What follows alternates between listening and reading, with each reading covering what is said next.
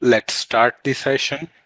So first of all, let's discuss about the content which we will cover in this entire training. The content you can find on I-MEDITA website. Go to I-MEDITA website, that is our URL www.imedita.com, and here go to live training. In live training, go to Checkpoint Firewall, select it, and here you will find the content whatever we will cover in this entire training. You can also get this content information by clicking on Get Browser. Click here, then you can get this content information in PDF format and you can keep it with you as a reference here. Okay, now let's start. So first of all, in this class or in this training, we will learn about what is firewall. And in this section, you will see we will learn what is about firewall. Here we will learn what is firewall, how many firewall techniques available in the market, like what is packet filtering, what is proxy server, what is stateful firewall, what is transparent firewall, and what is next generation firewall. These things we will learn in this section. Next, we have here same thing, firewall techniques. Firewall and firewall techniques we will learn here. Next, we have here Checkpoint Gaia overview. Here we will learn what is Checkpoint and what are the features provided by Checkpoint Gaia operating system. We will discuss like Checkpoint Gaia has normal firewall features as well as it also has next generation firewall features. We will discuss about them. After Gaia introduction, we will move to our Checkpoint Gaia installation. Here we will learn how to install Checkpoint Gaia and how to make lab in EveNG. All the resources will be shared by us, okay, and as well as we will also tell you that what or how to make labs in EveNG so that you can do the practice. After lab setup, we will move to our next section, that is implementation of static routing and default routing. Here we will learn that how we can configure static routing and default routing on Checkpoint Firewall. Later we will move toward RIP implementation. Checkpoint also support dynamic routing like RIP. Here we will learn how to configure RIP on Checkpoint Firewall or Checkpoint Gaia operating system. After RIP, we will learn here OSPF implementation. In OSPF, we will learn like how to configure multi-area OSPF, how to configure virtual link, how to perform redistribution, how to configure stub area, how to configure totally stub area, how to configure totally NSSA, etc. As we will learn IPv4 routing, in the same way, we will also learn IPv6 routing, like IPv6 static routing and default routing. We will also learn about RIP-NG implementation and OSPF v3 implementation. Next, we have here security zone. In present time, there are three leaders in firewall solutions. They are like Palo Alto, Fortinet, and Checkpoint. Yes, leaders are, there is an organization name is Gartner, and Gartner says that in present time, network firewall leaders are Fortinet, Palo Alto, and Checkpoint. Fortinet and Palo Alto, they support a feature. That feature is called here zone. Now, question is this, does Checkpoint support zone? Then we can say yes. When we say yes, then we will learn how to implement security zone on Checkpoint Firewall and how to deploy a policy based on security zone like another vendors firewalls like FortiGate Firewall and Palo Alto Firewall. Next, we will also learn here how to deploy or implement time-based access in Checkpoint Firewall. So till now, we will cover here IPv4 routing as well as IPv6 routing. Then we will move to our next section, that is network address translation. Here we will learn what is NAT, types of net available in the market or devices, and which kind of net supported by Checkpoint Firewall. Theoretical and practical, we will deploy it. Along with IPv4 network address translation, we will also learn about IPv6 network address translation. After netting, then we will move toward IPsec VPN. So what is IPsec VPN? As I told you in the beginning, that to understand this course in better way, we should have knowledge of CCNA and CCNP. In CCNA and CCNP, so what is IPsec VPN?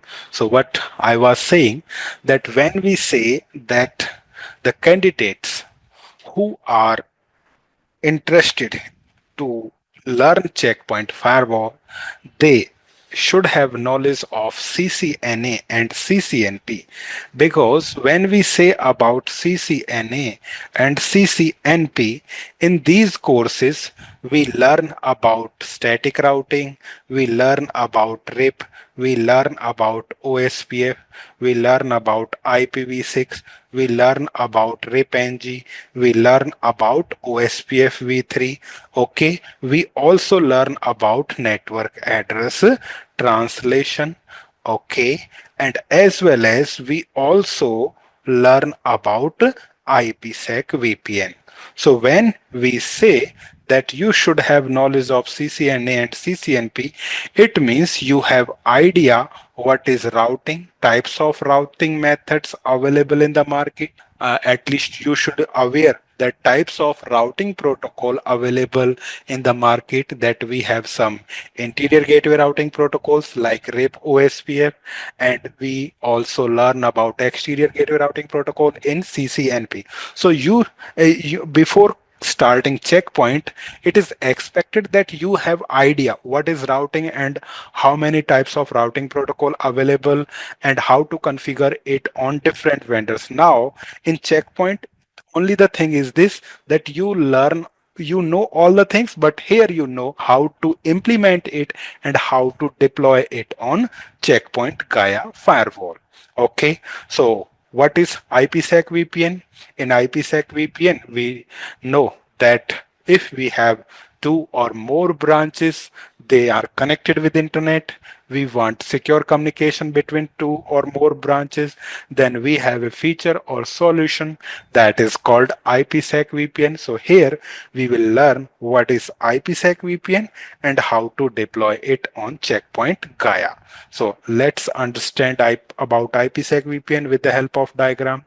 Assume that we have two branches here, like we have one checkpoint branch in one location, another checkpoint firewall in another location, and they are connected with each other via internet. So we have here two or more branches, they are connected with each other via internet. We have lane 1 at branch 1 location.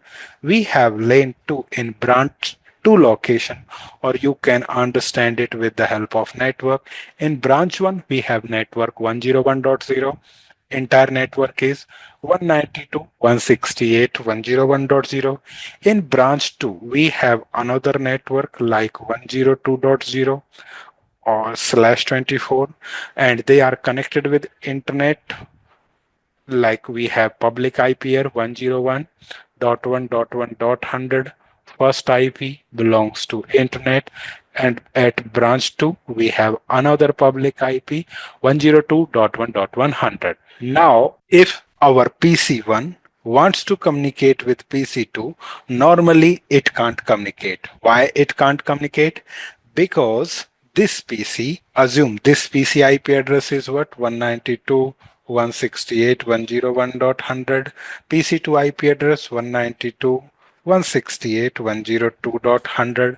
PC1 will generate a packet, then packet structure will be like this: source IP 192.168.101.100, destination IP will be 192.168.102.100.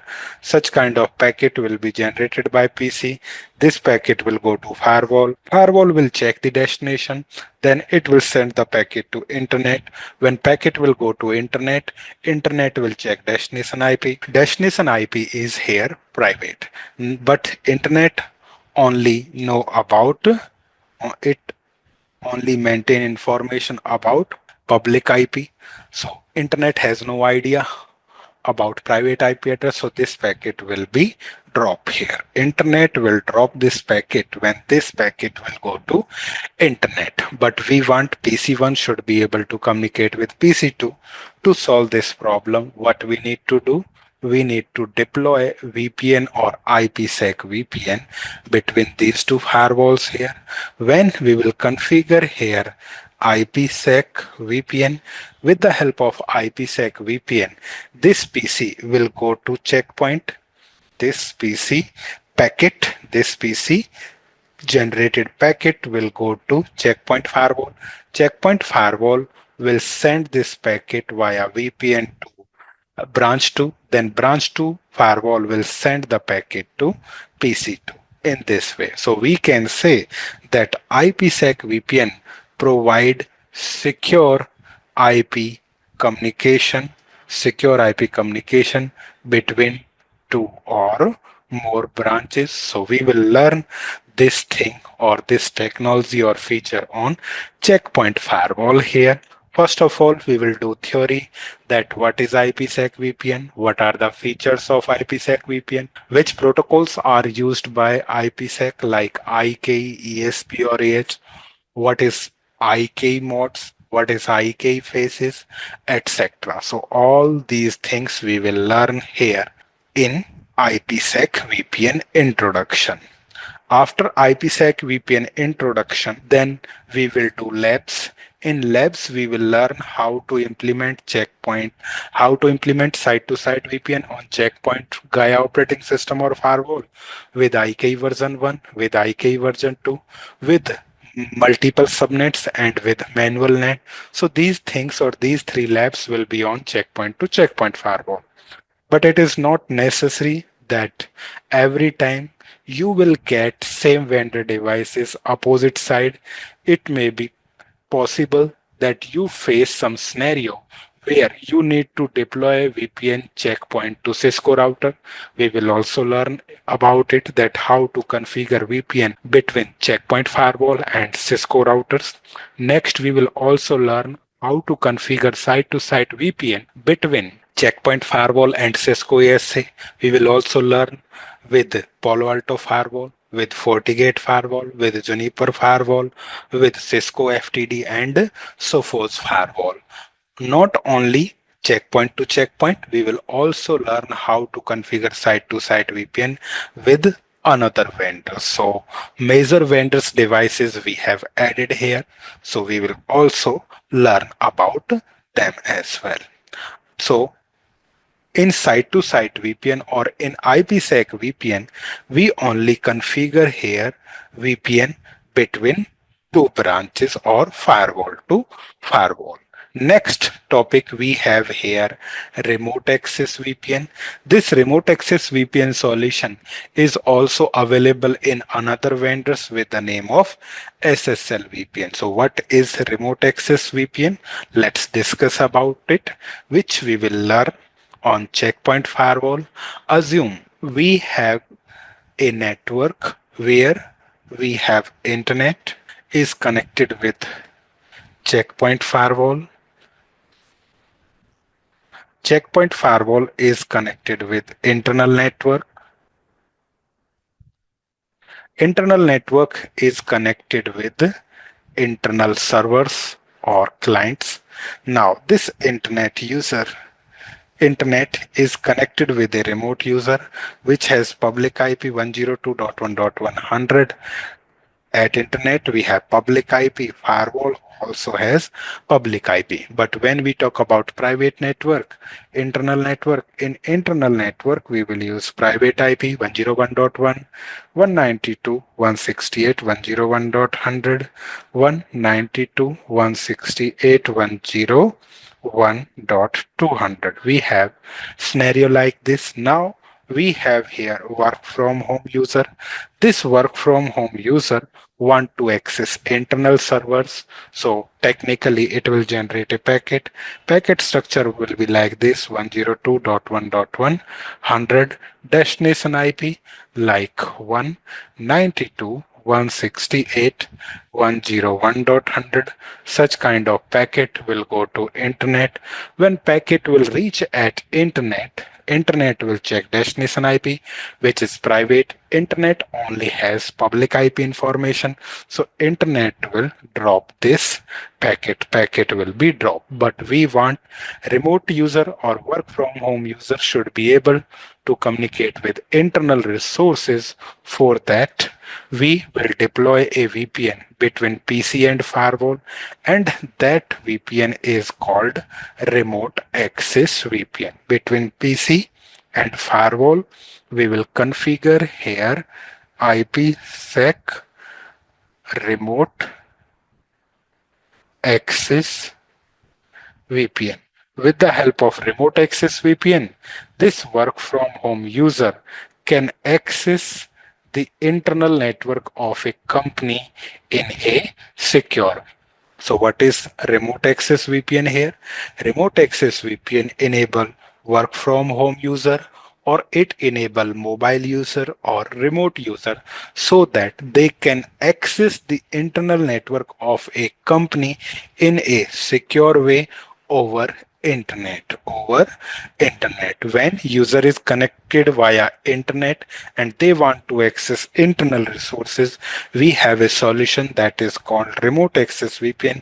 Using it we can enable our mobile force, our remote users or work from home users, so that they can access the internal network. So we will do theory about it, and as well as we will also do the lab, that how we can configure it or how we can make it possible. So remember it, site to site VPN is configured between firewall to firewall. When we have firewall connected with ISP and that ISP is connected with another firewall and you want secure communication between them, then you can use here which kind of VPN? You can use here site to site VPN, or yes, site to site VPN. Site to site VPN is configured firewall to firewall. But when we talk about remote access VPN, it is configured between PC and firewall, PC or laptop to firewall. So clear? So this thing should be clear here. We will learn about it. Next, we have another feature. We will learn about introduction and implementation of HTTPS inspection or SSL decryption. What is this? Let's understand it. Now, let's go through with a diagram here. We have a PC. PC is connected with Checkpoint Firewall here. This is our Checkpoint Firewall. Checkpoint Firewall is connected with internet here. Now, yes, this is our internet, and at internet we have a public server. That server belongs to HTTPS. Now, what we have done, think we have deployed a rule that inside to outside HTTPS is allowed. If someone wants to, yes, according to rule HTTPS is allowed, then using this policy, the user which is in our inside network, that user can establish or can communicate with the server in a secure way with the help of HTTPS, with the help of HTTPS tunnel, or with the help of SSL tunnel, or with the help of TLS tunnel. This will happen when we have a lane connected with firewall. Firewall is connected with the internet. Our firewall has a rule. Rule says that HTTPS inside to outside is allowed. Using that rule, our client can establish HTTPS, SSL or TLS tunnel with the public server. With this tunnel, this user can do secure communication. No one can stop him because we have allowed it. So user can do here secure communication, and along with secure communication, user can also upload or download virus, can also upload and download bot, can also upload and download file, etc. Now, problem is this: when we have allowed HTTPS along with secure communication, our user can download virus, bot, file, etc. through this channel. Now, we want this thing that our firewall should be capable to see inside the SSL tunnel. If secure communication is going on, let's make it allow. But if the user is trying to download or upload virus, let's block it. If user is trying to download bot, block it. If user is trying to download or upload a file from our organization or in our organization, we want to block that. If you want such functionality in that, normally firewall can't see inside the SSL tunnel, but the user is now doing attack through this tunnel. So we want this capability that firewall should be capable to see inside the SSL tunnel. To do so, we need to enable a feature on our firewall that is called HTTPS inspection. So we need to enable here HTTPS inspection, and which is also called SSL decryption. So when you will enable, or when we will enable HTTPS inspection or SSL decryption on our firewall, then firewall can look or see inside the SSL tunnel. Now firewall can look inside SSL tunnel. Now when firewall is capable to look inside SSL tunnel, then we can drop virus, bot and file. But remember it, with the help of inspection or decryption, you can only see what is going on. But if you want virus, bot, file should be blocked, for that you have to need here checkpoint security blades. Blades are features, okay? So you need to enable checkpoint blades. When you will deploy checkpoint blades, only then you can block virus, bot and file, etc. But remember it, these blades will work only, these blades normally, these blades will work for HTTP traffic, not for HTTPS. If you want, these blades should be able to inspect the traffic which is going under the SSL tunnel. So you need to enable HTTPS inspection. With the help of HTTPS inspection, firewall can look inside the tunnel. When firewall can identify the data or content, then with the help of checkpoint security blades, we can block virus, bot and file. In this way, you can enable here deeper inspection with the help of HTTPS inspection. Now question is this: is this will work in this way? No, it is just a we can say representation that how it will work. But technically what will happen when you will enable HTTPS inspection on firewall, then firewall will not let the client to directly establish tunnel with the server. Then it will work in this way that after HTTPS inspection, or when you will enable, or when we will enable HTTPS inspection on our firewall, then there will be two tunnels. One tunnel will be between client and firewall. One tunnel will be between client and firewall. Then second tunnel will be between firewall and server. Second tunnel will be between firewall and server. When the data is in the tunnel, at that time, data will be encrypted. Data will be encrypted. But when the data is available on the firewall, at firewall, data will be available in the format of plain text. When we have data in plain text format at firewall, then we can filter that data with the help of checkpoint blades. Checkpoint blades like we have here antivirus, antibot, we have IPS and file blocking and like application control. So we will enable these blades on our checkpoint firewall.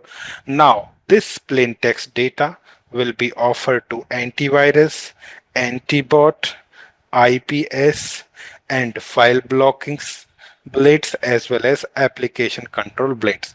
So these blades will remove the impurities from the data, or we can say these security profiles or blade, our data will be clean. And this clean data either you can download or you can upload it. So remember it, when we say that what is the HTTPS inspection or SSL decryption, then we can say with the help of HTTPS inspection, with the help of HTTPS inspection or SSL decryption, we can convert encrypted data. We can convert our encrypted data. We can convert our encrypted data in plain text format. And further, that plain text for data will be offered to checkpoint blades so that we can remove the impurities from the data. But remember it, HTTPS inspection will only convert encrypted data in plain text format.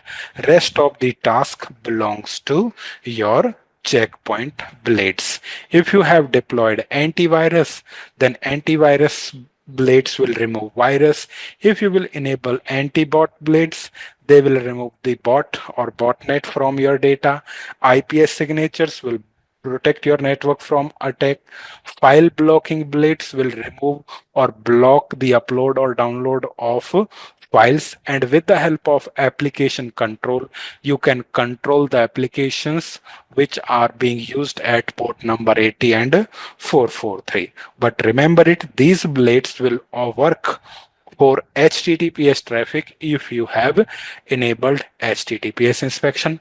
Otherwise, these blades will not work for encrypted traffic. So any device which has capability of HTTPS inspection or SSL decryption, that device is called next generation firewall. Only next generation firewall has the capability of HTTPS inspection or SSL decryption. It is just overview how it will work technically. We will discuss at the time when its turn will come. Next, we have here URL filtering. Okay, just like another vendor's firewall like FortiGate and Palo Alto, Checkpoint Firewall also support URL filtering. So what is the purpose of URL filtering here? Let's understand it with the help of diagram. Now we are going to discuss about URL filtering. Now let's understand it with the help of diagram. URL filtering. We have a PC connected with Checkpoint Firewall.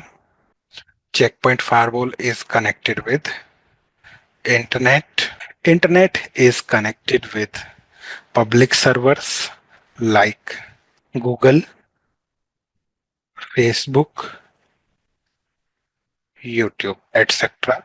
Now, so we have configured policy that inside to outside traffic is allowed. Now the user which is in my organization, they can access Google, they can access Facebook, and they can also access YouTube. Now, what I want or what we want, that the users in my lane, they should not be able to access like Facebook and YouTube. For that, we have a feature on Checkpoint Firewall. That feature is called URL filtering. So when we will enable URL filtering blade on Checkpoint Firewall, then Checkpoint Firewall gives us an opportunity that it has a database of URL categories. Like when we will enable URL filtering, then it provides us a database, or it has a database of URL categories. Like for example, Google belongs to search engine. Then next we have Facebook belongs to social sites. Next we have YouTube belongs to streaming video. Now we can configure with the help of URL filtering that search engines are allow, social sites block, streaming video block. Now, if the user will send a request to Checkpoint that I want to communicate with google.com, request will come at firewall. Firewall will check that Google belongs to search engine and search engine is allow, then user can access google.com.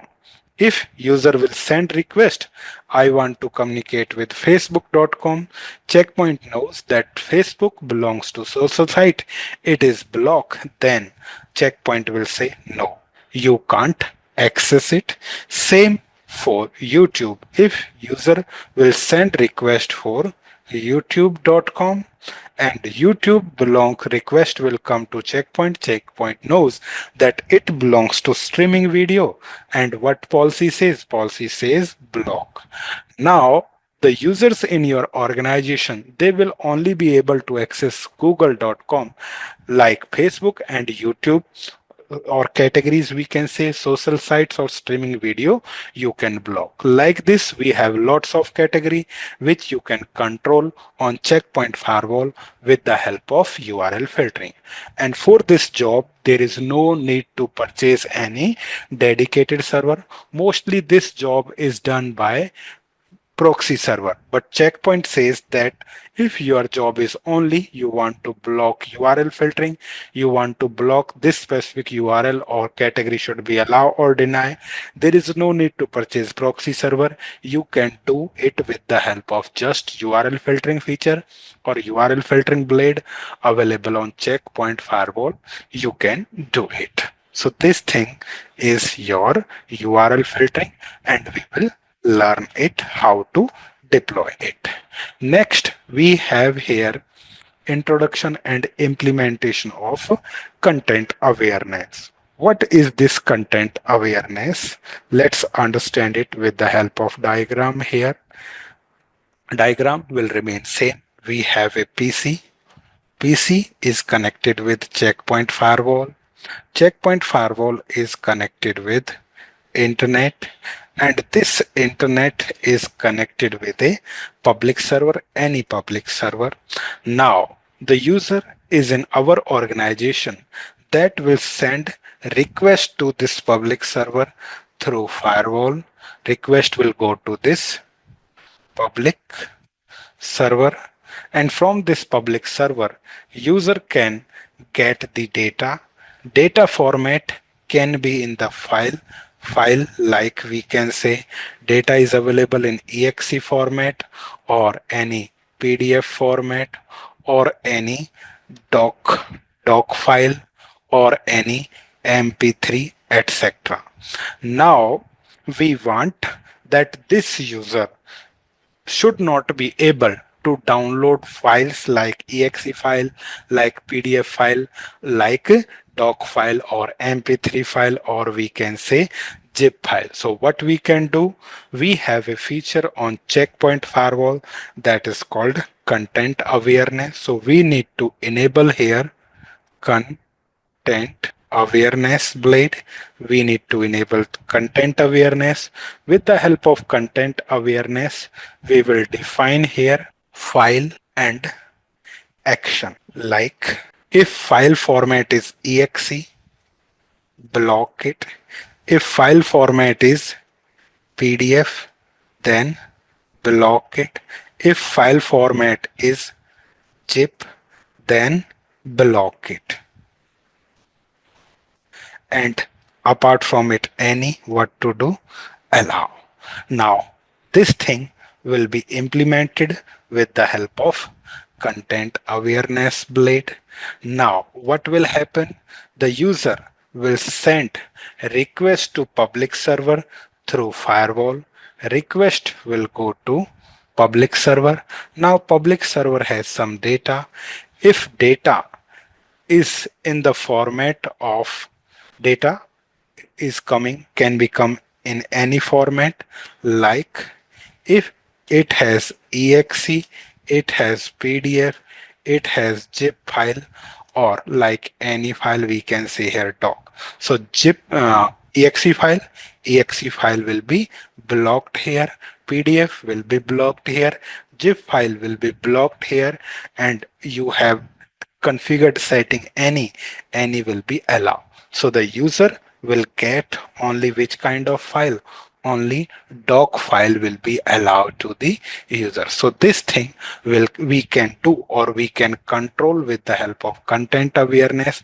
Content with the help of content awareness blade, we can identify our content, that what is the content or data.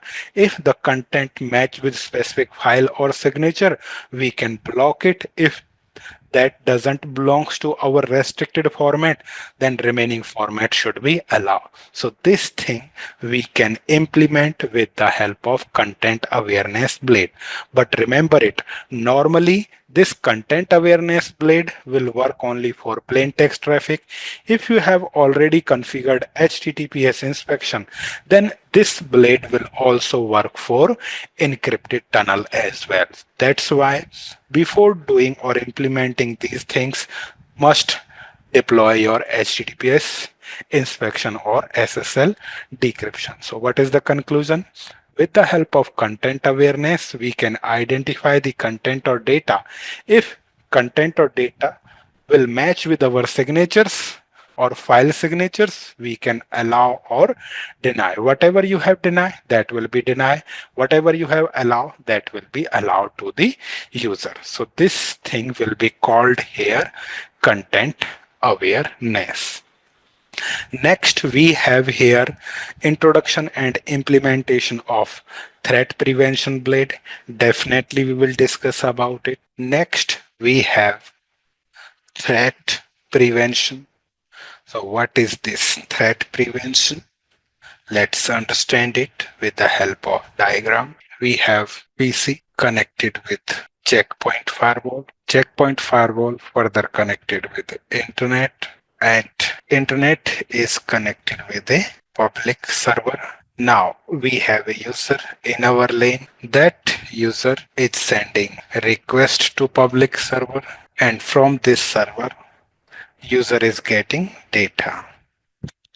That data can has virus, can has bot, or has an attack. Now we want to protect our user from virus, bot, and attack. For that we have to enable here threat prevention blade.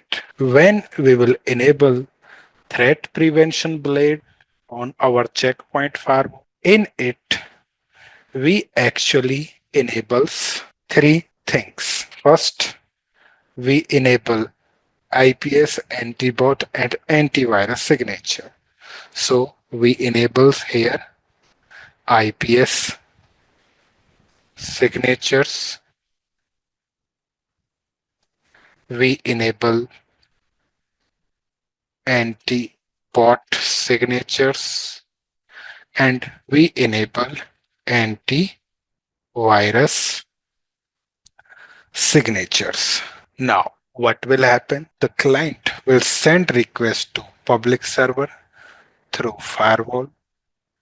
Now, this public server has data. That data will be offered to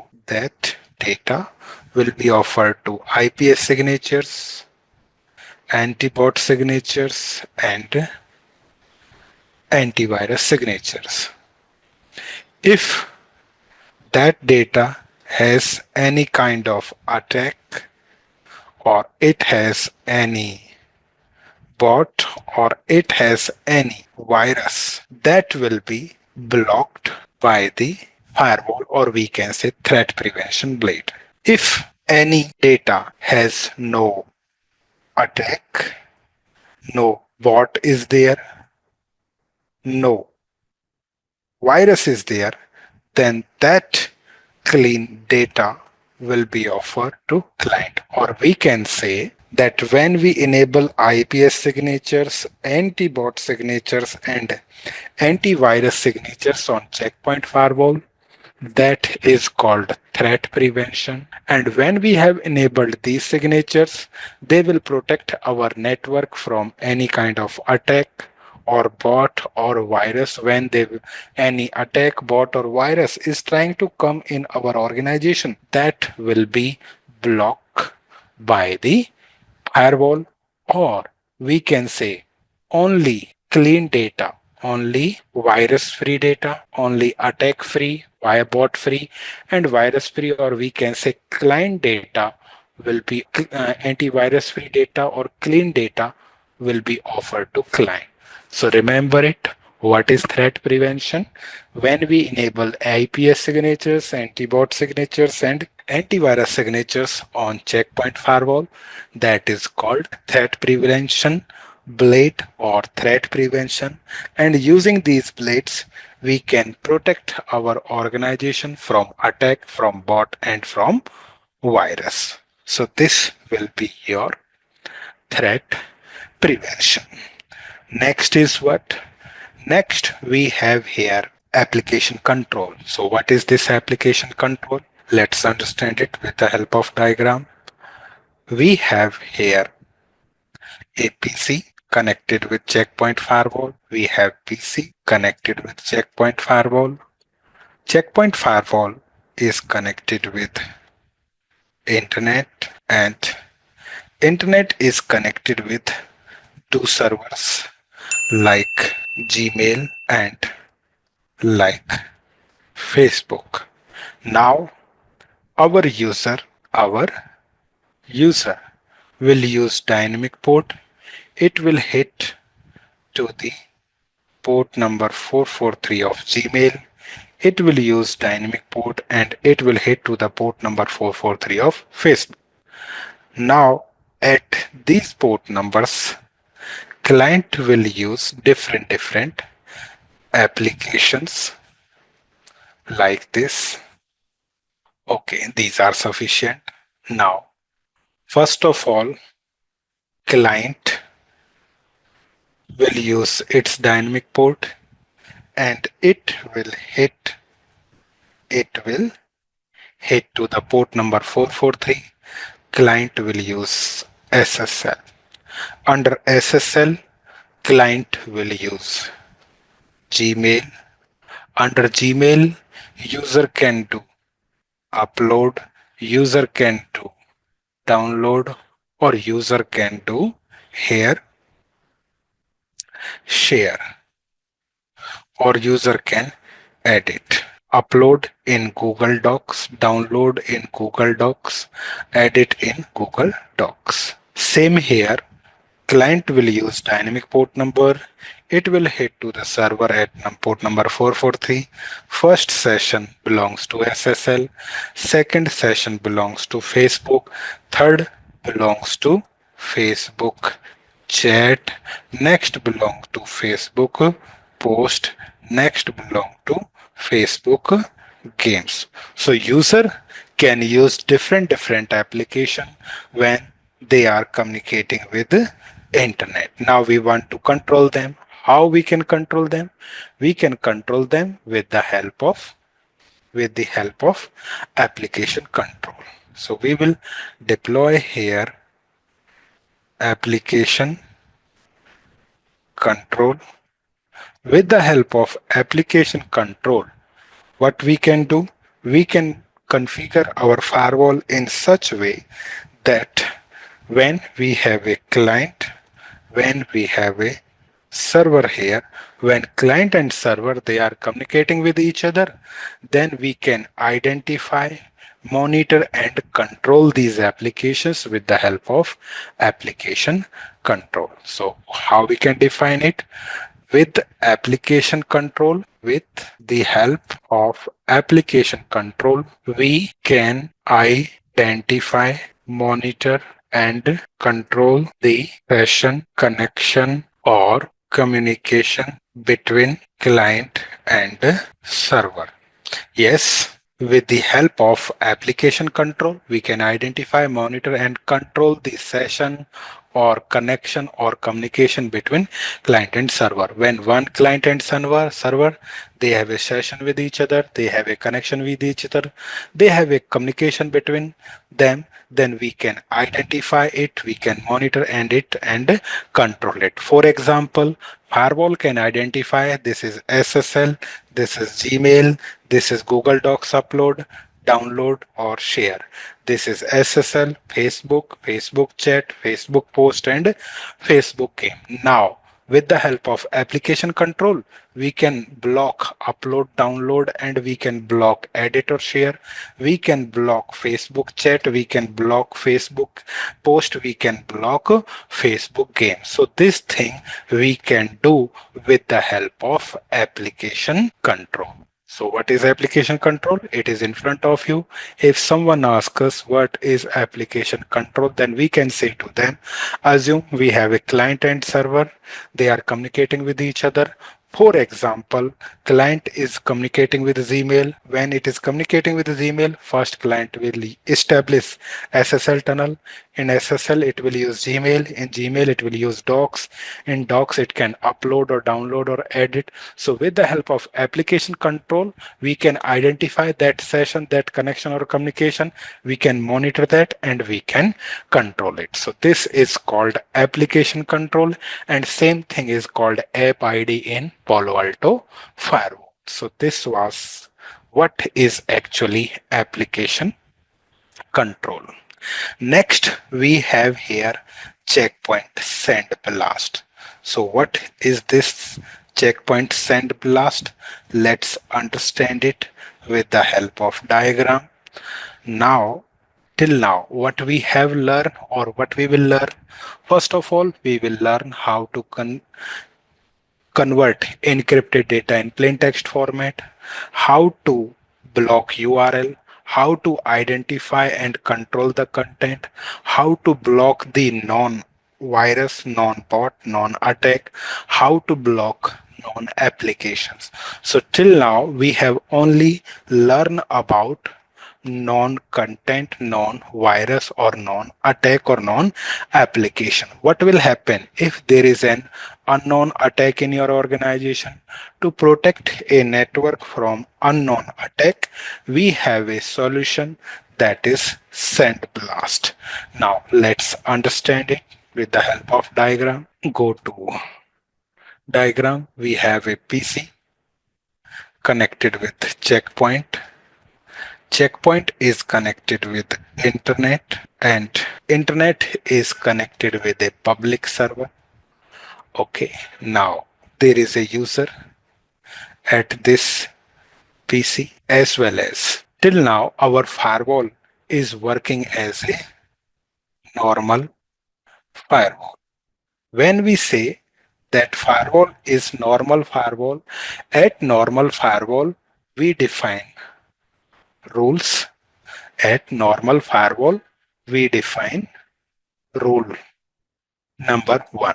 Rule number one says that non applications like allow, telnet is there, SSH is there, HTTP is there, HTTPS is there, DNS, SMTP, IMAP, etc. Non-application, what to do? Allow. Then we will also define here non-attack. If there is a non-attack, then action. Non-attack, non-attacks, then action will be here deny. Okay, for that we have here signatures. So non-attacks, signature. So we can assume here we can say content awareness signature, content awareness signature. We have anti-bot signature, content awareness, anti-bot,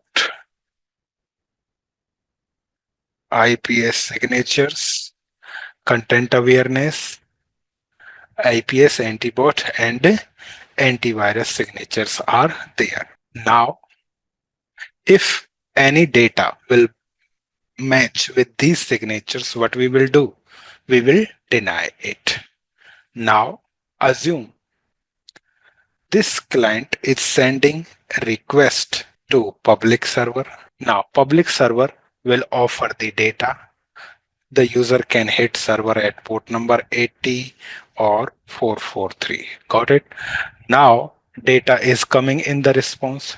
When data is coming, then the firewall knows, yes, this data will match with, either it will match with 80 or it will match with 443. Now, data is coming from port number 443 or port number 80, then it will match with non-application. And when application is known, what firewall will say? Allow. Then data will be allow here. Got it? So normal firewall, what normal firewall do? If application is known or non-application will be allow, non-attack will be deny. In that condition, our data is matching with non-application, it will be allow. But what will happen if this data will also bring any kind of attack, either any bot signature or any content awareness signature or any, we can say, IPS signature. Now data is coming, but it is bringing some abnormal pattern or signature with it. So it will match with application as well as it is also matching with signatures. Now firewall will say, okay, data is coming, but it is bringing as well as here attack. So what to do? Deny it. Then firewall will deny it. Got it? Now conclusion is this: when we talk about normal firewall will allow non-application and it will block non-attacks. But what will happen if this data will contain zero-day attack or unknown attack? In this way, yes, we can say our firewall will block this non-attack. Now, assume this data is bringing a zero-day attack here. Now, let's draw it 1 minute. Please have patience. Okay, yes. Now, our data is bringing ZDA, zero-day attack. This is also called a zero-day attack or unknown attack. Now, client has initiated a request to public server. Public server is giving reply. Now, at this time, what will happen? Data is coming. That is matching with non-application, but it is not matching with non-attacks. Now, signature says that no, there is data is not matching with any non-attack. So simple, the file which contain zero-day attack or data or reply or information which has ZDA, zero-day attack, that will be allow, and now your host will be compromised. Now, what is the problem with normal firewall? Normal firewall will allow non-application.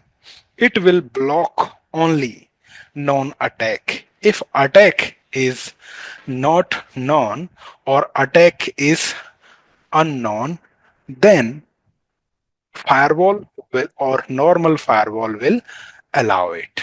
Now, how we can protect our network from unknown attack? There is a technique that is called sandbox inspection, or this sandbox inspection is also called sandblast.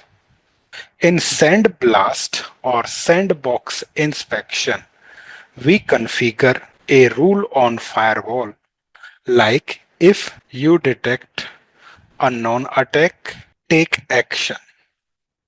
Action is send information to cloud of checkpoint.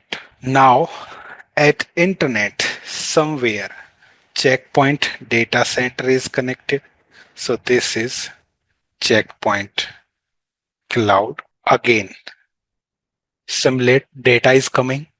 So data is matching with known application, but it is not matching with known attack.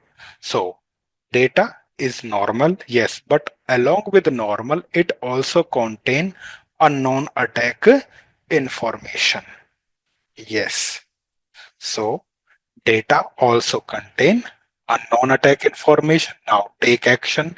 Data will be allowed, but along with allow, this firewall will send information to cloud.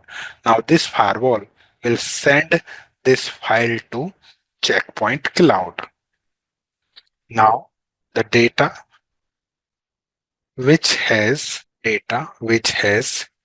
ZDA, the data which has unknown attack information, that will be submitted to Palo Alto Cloud, or we can say the checkpoint cloud or checkpoint data center.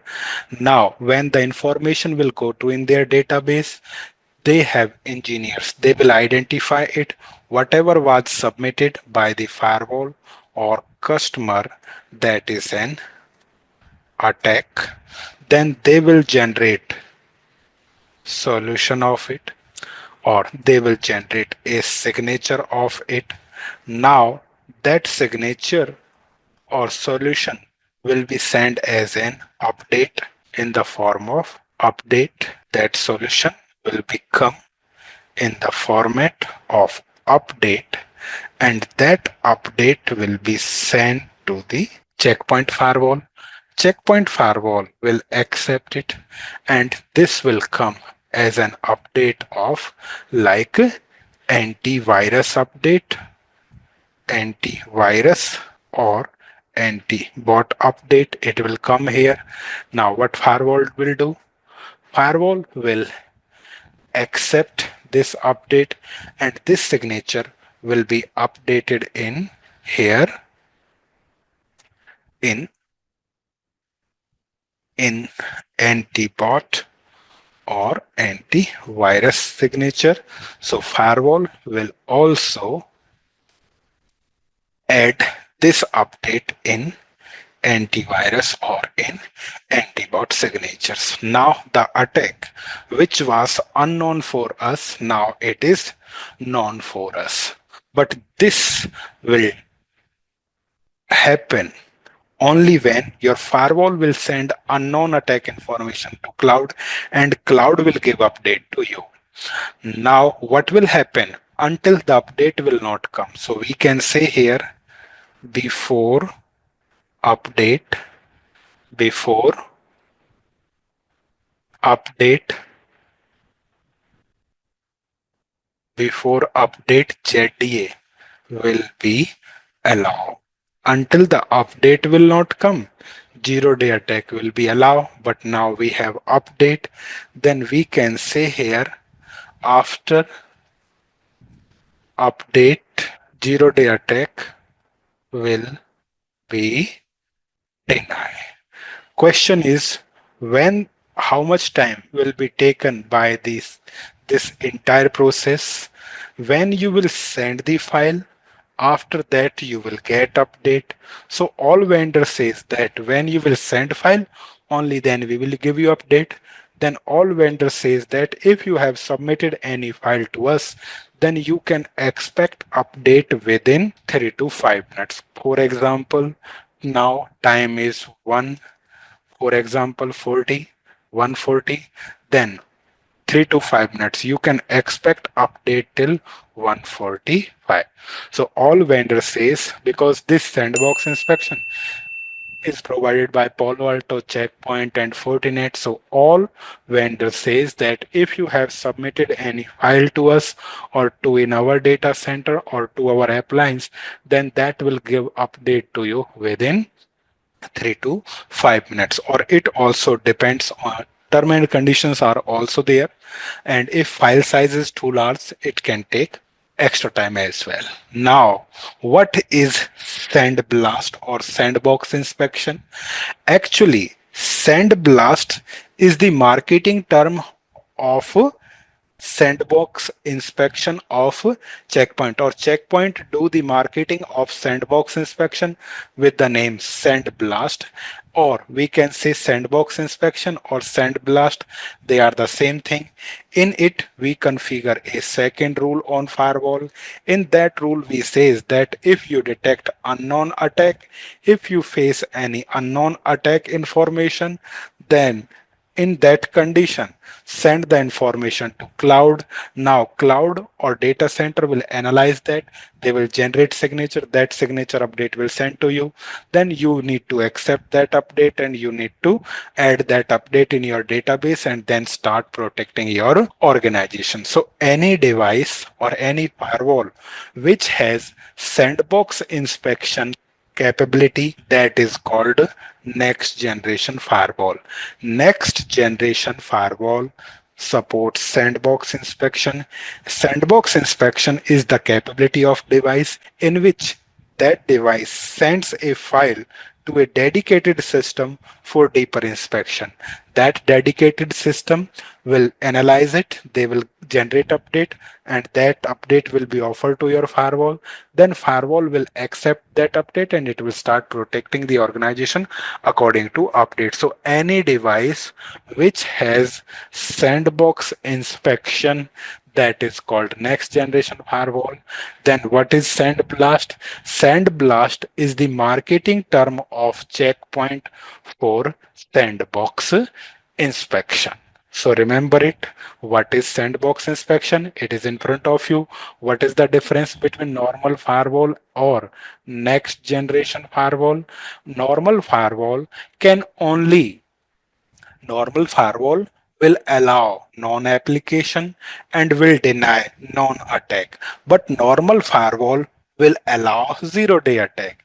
Then what is the advantage of next generation firewall? Next generation firewall will allow non-applications, will deny non-attack, as well as next generation firewall will send unknown attack information to cloud so that cloud will give update to you. Then firewall will accept the update, and after accepting the update, firewall will protect the organization according to the update. So any device which has sandbox inspection, that is called next generation firewall.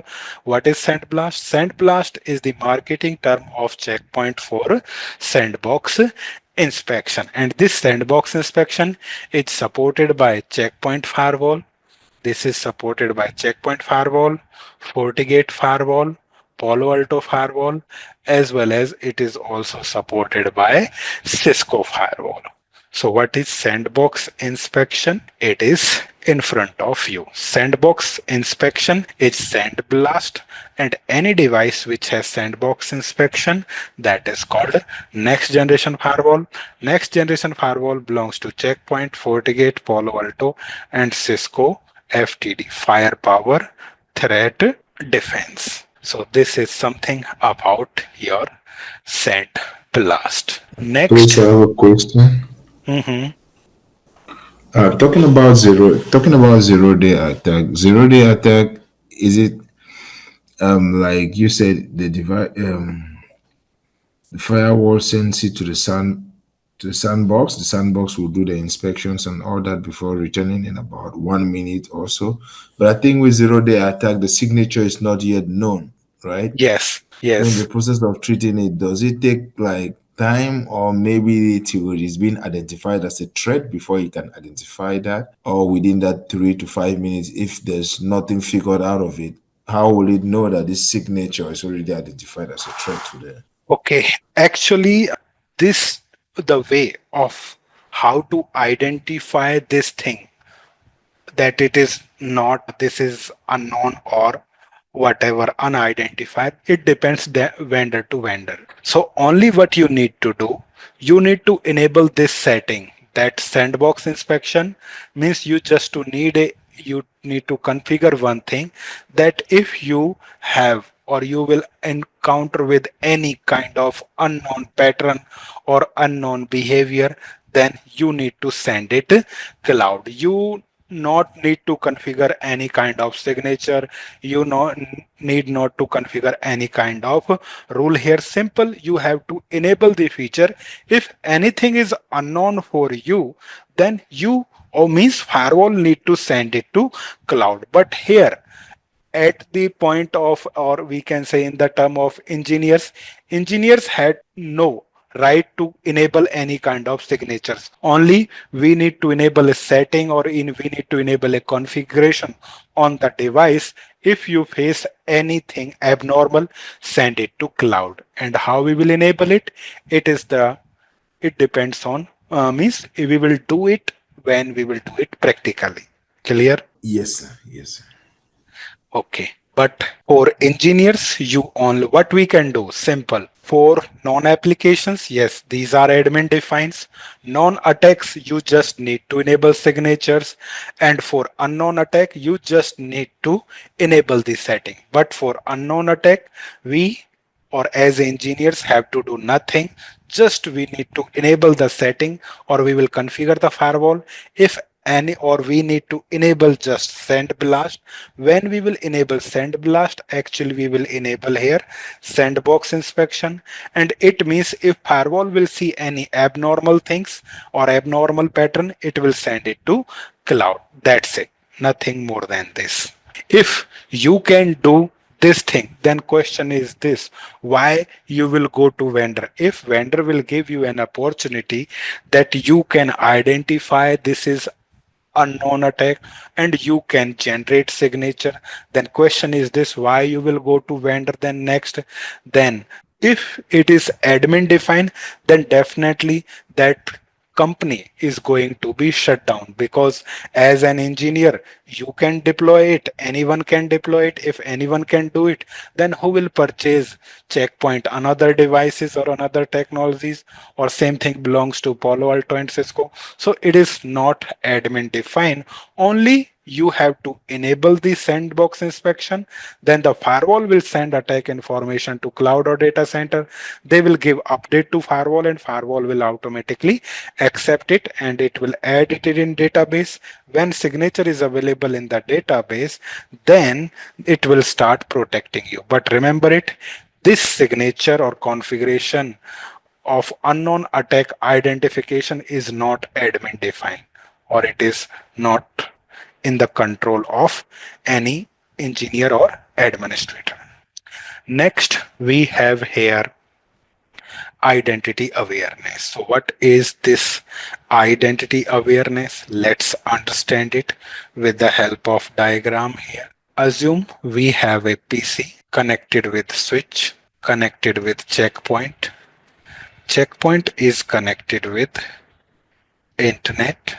Now, for example, we have checkpoint firewall here. At checkpoint firewall, we have policy, and policy says that, like, if the source is 192.168.101.0, destination is any, then what to do? Allow that. Such kind of policy we can configure on our checkpoint firewall. But we are not happy with this. What we want? We want here more. And in which sense? For example, we have Microsoft AD, we have Microsoft Active Directory. That Active Directory has groups like HR, like IT, like we can say sales. What we want? We want to do integration of Checkpoint and Microsoft AD. So what we have deployed here, MSAD, Microsoft AD and Checkpoint Firewall integration we have done. That integration is called here identity awareness. That is called identity awareness. And with identity awareness, we can say it in reverse. We can do integration of Microsoft AD and Checkpoint. Then what we will achieve here after this? After this, we can configure our policy in such a way like if we have source HR, if users of HR group wants to go to anywhere, we will allow them. If user belongs to IT group, they are going to anywhere, we will allow them. If the users belongs to sales group, if they are going anywhere, we will allow them. Or we can say with the help of identity awareness, we can deploy policy on Checkpoint Firewall based on Microsoft AD groups. If we have multiple groups in AD, some users belongs to HR, some users belongs to here IT department, or some users belongs to sales department. Instead of IP, we want to define policy based on AD group. If this is our target, we can use identity awareness, or simply we can say identity awareness is actually the integration of Microsoft AD and Checkpoint Firewall so that we can deploy group-based policy on Checkpoint Firewall. So this will be your identity awareness. Next is what? Next we have here transparent firewall. So what is this transparent firewall? Let's understand it with the help of diagram. Assume you have a company and where you have users 1, 2, you have server 1, server 2. They are connected with LAN network. LAN network is connected to the router. Router is connected with the help of lease line with router 2. It may be possible these branches are connected with each other with the help of MPLS VPN. Okay, these branches can be connected via MPLS VPN or they can be connected via internet. Connectivity can be in any format between branches. Now what we have deployed here? We have deployed here router, and at this router, first of all, we will do IP addressing, then we will do routing, then we will do network address translation. We will configure MPLS. We will configure VPN. So we need to configure each and everything again. Now what we want? We want to protect our network. To protect our network, we need to replace router with firewall. So when we will replace router with firewall, we need to configure IP addressing, routing, netting again. MPLS not applicable, we need to configure VPN again, and then we will deploy here firewall policy. So these things we need to deploy on our firewall. But question is this: if we have IP addressing, why to do it again? If we have configured routing, why to do it again? Netting is already implemented, why to do? MPLS is necessary, we can't bypass it. VPN configuration is already done there, why to configure it again? Okay, or if router is already there, why to replace with firewall? What is our target now? Our target is here only the implementation of firewall policies. We don't want to change network configuration. We only want to deploy firewall policies. Do we have any kind of solution? Yes, that solution is called here transparent firewall. Now, question is this, where this transparent firewall will be deployed? This transparent firewall will be deployed between local area network and gateway. Then we will break the connectivity between gateway and lane.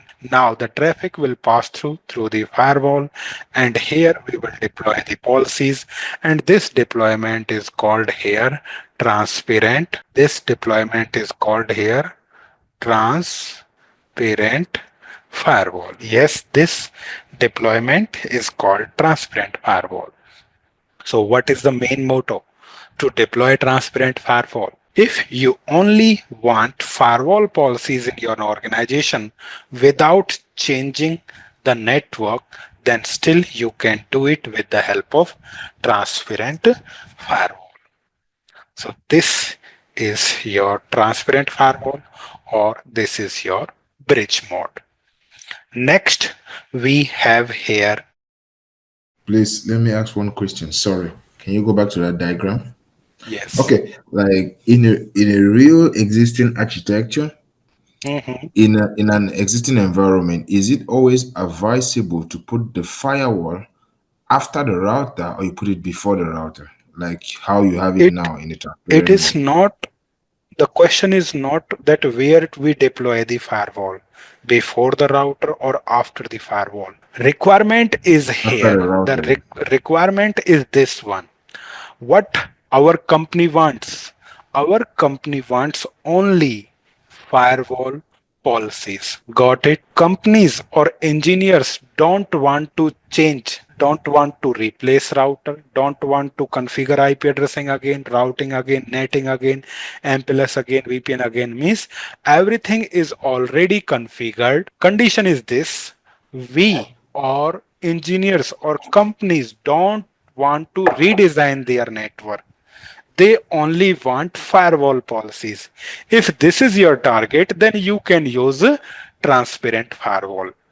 If you can change the network, then there is no need to use transparent firewall. Clear? Yes, no, I totally understand about the concept of transparent firewall. But my Mm, question is this. As a mm. security engineer, is it advisable to have your firewall placed inside your network from your router down to your local network, or you have to put it after your router to the public network? It is then again I will ask you that how many features or terminologies you are using in your network. What is your requirement? What is your requirement? Look, if your company want to use MPLS, MPLS is not supported by firewall. So you have to terminate the link, MPLS link on router. In that condition, you can see then we need to place router after the firewall. Got it? Yes. Second thing, if your company is using BGP, Border Gateway Protocol, and in BGP you want to configure routing policy. So BGP is not vastly supported on firewall. For that you have to use or you have to terminate BGP link on where? On router. In that condition, your router will become after your firewall, or before firewall you need to add your router. Clear? Yes. So it means Second you'll be inside, right? Not outside. Yes, but it depends. Suppose your company network is simple, that you have a firewall. That firewall is connected with simple with ISP. So now question is where to use router and firewall. You can kick out router. Simply you can replace, you can use firewall here. But if your link is connecting, like MPLS link is coming here, or you are using BGP here, then you can't terminate that on firewall. For that you need to use your router, and Round later you can use firewall. Clear? firewall. Okay, yeah, now it's very, very clear. Thank you so much. Yeah, it totally answers my question. Done? Thank you. Yes, sir. And some So firewall I have a doesn't sup question. 1 minute. Some firewall doesn't support load balancing in routing. Okay, or you have multiple links going to outside. They are not supported. Routing load balancing is not supported by firewall. In that condition, you need to use your router. Yes. Now who was next? Sudesh. Yes. So my question is, so and the are you making this scenario which firewall not supporting BGP and MPLS also? But I have a question. I have the firewall which support the BGP and netting also. So we need to add router before. No, no, no. Again, listen. BGP is supported by Checkpoint Firewall, supported by Palo Alto Firewall, supported by FortiGate Firewall. But question is this limited? Okay, all Okay. firewalls mostly support Okay. BGP, but not fully. Fully BGP configuration is only supported by router. If you want to Router. implement some routing policies based on attributes, then it may be possible that is not supported by a firewall. So what you need to do then, you need to use router. So first, if you want to deploy fully utilization of BGP, load balancing or configuration, you need to use router. If you want to deploy MPLS in your organization, you need to use your router. If you are not using MPLS, if you don't want to use BGP, then you can kick out your router. You can directly use your firewall. Clear? Okay. Yeah. Got it. Okay, then next is what? Next is here VSX, Virtual System Extension. So what is this VSX? VSX means, for example, you are working in a company like web hosting company, and their customers have stored or customers has hosted their servers like server 1, 2, 3, and 4. Now customer is saying our server should be protected by a dedicated firewall, and that dedicated firewall should be controlled by us. To fulfill the requirement of four customers, you need to purchase four firewalls. Four firewalls or more than four firewalls will be costly. Then what is the solution? Solution is this. There is no need to purchase multiple physical firewall. You need to purchase only physical single physical firewall you can purchase, and in that single physical firewall you can configure virtual firewalls. These virtual firewalls are called, these are our virtual firewalls. These virtual firewalls are called VSX. These virtual firewalls are called VSys. These virtual firewalls are called VDOM. These virtual firewalls are called security context. Okay. So VSX called by Checkpoint, VSys called by Palo Alto, VDOM called by FortiGate, and security context called by Cisco. So this virtual firewall solution is provided by Checkpoint, Palo Alto, FortiGate, and Cisco. And what is this? When we break a physical firewall into multiple virtual firewalls, these virtual firewalls are called VSX, VSys, VDOM, and security context. Who can use this? Any web hosting company which have multiple clients, and those clients are demanding that our server should be behind a dedicated firewall. To fulfill the requirement of those clients, you can create these virtual firewalls, or we can say logical firewalls within a single physical firewall or single physical box. Got it? So this is your VSX, which is actually virtual firewall. Virtual firewall means logical firewall within a single physical box is called virtual firewall or VSX. Who can use? Web hosting company can use it, or any organization which required multiple firewalls at a single location. They can use these virtual firewall or VSX solution. Next is what? Next we have here VRRP, Virtual Router Redundancy Protocol. What is this? To understand it, let's take understand it with the help of diagram. We have client 1, client 2, client 3, client 4. They are connected with switch. That switch is connected with firewall. That firewall is connected with internet. Now, simply, the client's gateway will be firewall 1, but this firewall can goes down. Now the clients can't go to outside. For the redundancy, what we will use here?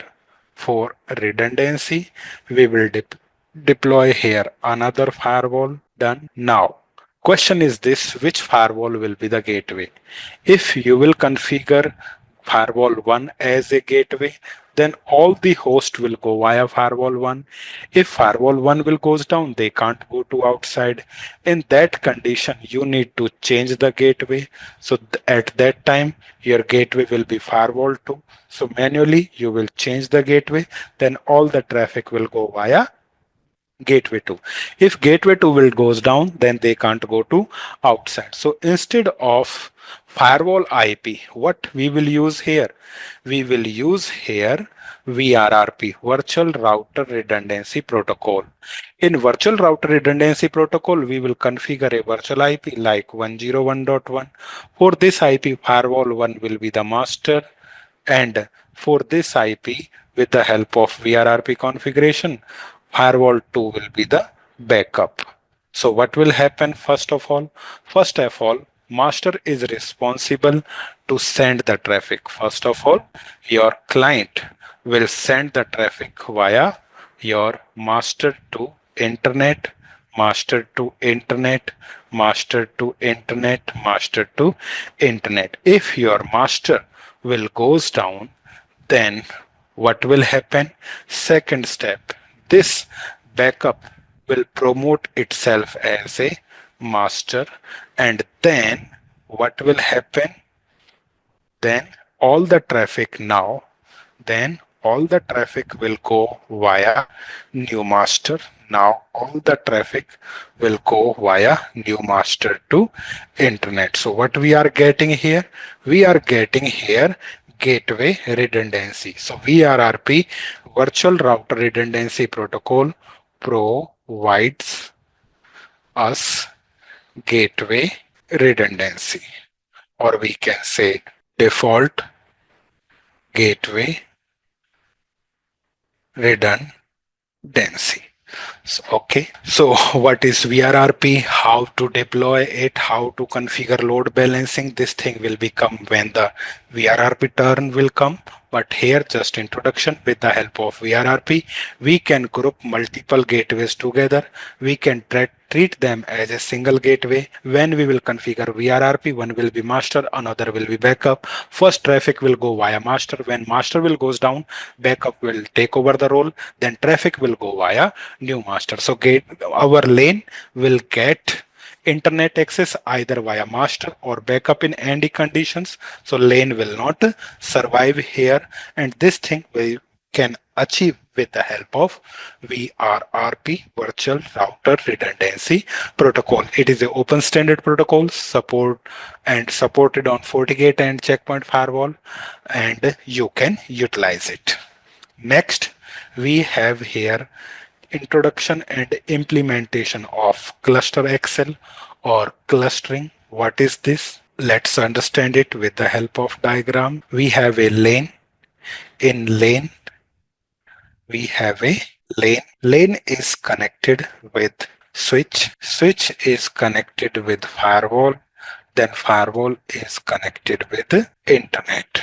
Now, as you can see, we have single point of failure at link, at firewall, and at inside link. Single point of failure you can overcome with the help of link redundancy, but still on firewall and inside link you have single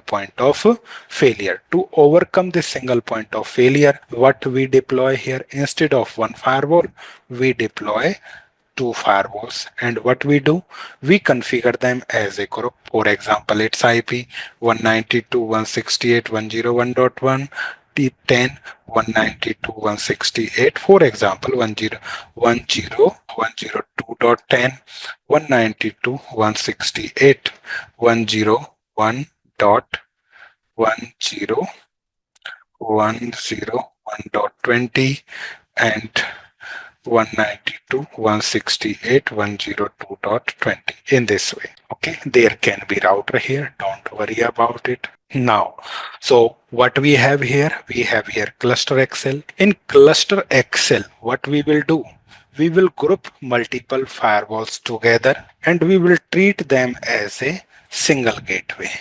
We will treat them as a single gateway. We will use one virtual IP address for inside, like 192.168.101.1. This will be the gateway for inside lane, and we will also configure one virtual IP for outside, 101.102.1. This will be the gateway for outside devices. Now, what we are getting actually, or what we are doing here, and those devices, those gateways must be connected with each other with a dedicated link so that they can perform cluster. Okay, so what we can do with the help of cluster Excel, we group multiple gateways together. We treat them as a single gateway. We also define virtual IP address. These virtual IP address will be used as a gateway by inside or outside client. And when we are using clustering, then one device will be primary and another device will be secondary. So what primary will do? Primary will share its configuration with secondary firewall. It will also share its real-time session with secondary firewall. Now, what will happen when your primary device will goes down? When primary device is down, then your secondary device will promote itself as primary and it will take over the role. Now the traffic will go for these virtual IPs. Who will be the master owner now? When primary firewall will goes down, for these virtual IP, secondary firewall will become the owner, and then your traffic will go via new primary firewall. So actually what we are getting with cluster Excel, with the help of cluster Excel or clustering, we group multiple firewalls together. We treat them as a single device. One will be primary, another will be secondary. Primary firewall will share real-time configuration and session with others. Okay, when primary will goes down, secondary will take over the role. It has configuration and session. Now traffic will go via no primary unit, or client will get uninterrupted network access. So this is your cluster Excel or cluster clustering. Done. So how to deploy it or how to configure it, we will learn when its turn will come. Next, we have small topics like certificate based login on SMS and admin profiles. So this will be our content which we will cover in this entire training. This entire training will require 22 to 24 sessions we required here. Okay, and as I told you in the beginning, that first day we discuss about what we will cover in this entire training. It is in front of you. Whatever I-MEDITA offer, it is in front of you. This is the content which we will cover in this entire training. And as I told you, don't take my words in wrong way. Why I'm saying this? I'm saying this, that If you will say to me after 1 day or 2 day that I was expecting this, but you are not fulfilling the requirement, when to avoid that shit, each and everything is crystal clear here. This content we will cover in the training. My question is, what version of the checkpoint are we treating this time? Is it 81, R81.20 or R81.40? Okay, actually there is no R81.40. There are only 81.10, 81.20 and then R82. So we will cover R81.20. Okay, thank you. Check So you point say we don't have any classes gaya tomorrow? ek.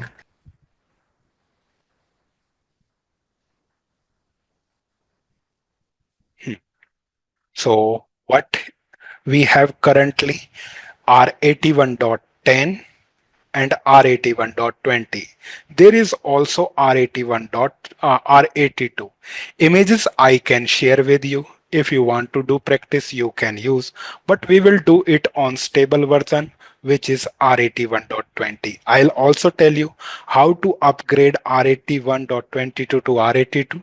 Definitely we will do, but we will use this version, okay, or firmware R81.20. If you want to try this one, images I will share with you, you can try at your laptop or desktop. Clear? Yes, sir, it's clear here. R81.20, it's nice. That's the Yes. one I was looking up to. So images, all images I will share you. If you want to try on latest, you can try. But if something will not work because that is just released recently. So how many bugs are there, we don't know. So we will use the stable version or this one. When it will be stable, definitely we will use that. But as of now, this will be our version. Clear? Anything else Yes. from your side? The candidates who are also in the session, if they have any question, we can discuss. Otherwise, see you in next weekend. In previous class, we completed till course content introduction. So what we will cover in this entire training that was discussed in previous class. Now we have firewall introduction. I hope that some of you guys have knowledge what is firewall, but we will start from the scratch. So let's start. First question is, what is firewall? Let's understand it with the help of diagram. Like we have a network where we have PC1 connected with router. So we have lane connected with router. Router is connected with router 2 and router 2 is connected with lane. For easy understanding, we can draw or mention here IP addressing like 192.168.1.100, 192.168.101.1, then 192.168.1.1, 192.168.1.2, 192.168.102.1, 192.168.1.0. 100 in this way. So we have here IP addressing. After IP addressing and routing, in this diagram or in this topology, we can make it possible that this is our PC1 and this is our PC2. After IP addressing and routing, we can make it possible that PC1 can communicate with PC2, PC1 can communicate with PC2 and PC2 can communicate with PC1. This will happen when we will configure IP addressing and routing. But here requirement is different. We want PC1 should be able to communicate with PC2, but PC2 should not be able to communicate with PC1. For this functionality, we have to deploy here firewall. So we need to replace router with firewall. We will deploy here one firewall. For redundancy, we can deploy two. One will be primary, another will be secondary. Okay. Now, question is, what is firewall? Firewall, we can say firewall is a system. Yes, you can use a single system here, or you can also use HA. In HA, we can say group of system. So firewall is a system, or we can say firewall is a group of systems that manage access between two or more network. We will replace router with firewall, and that firewall will manage access between these two networks. When we have firewall, we have replaced router with firewall. Firewall can be a single system or can be a group of system. At that firewall, we will define here policy. And with policy, we will define if source network is 192.168.101.0 and destination network is 192.168.102.0, then action will be here allowed in this way. So we have policy on firewall. Policy says this source network 101 can communicate with destination network 102. Then only source means PC1 can communicate with PC2. PC2 can't communicate with PC1. So this is the definition, or in this way you can define what is firewall. Firewall can be a single system. Firewall can be a group of systems that will manage access between two or more networks. Now, next is here, firewall can be hardware. Yes, when we will deploy firewall, firewall can be hardware. When we are replacing router with firewall, at that time, firewall will be in hardware format.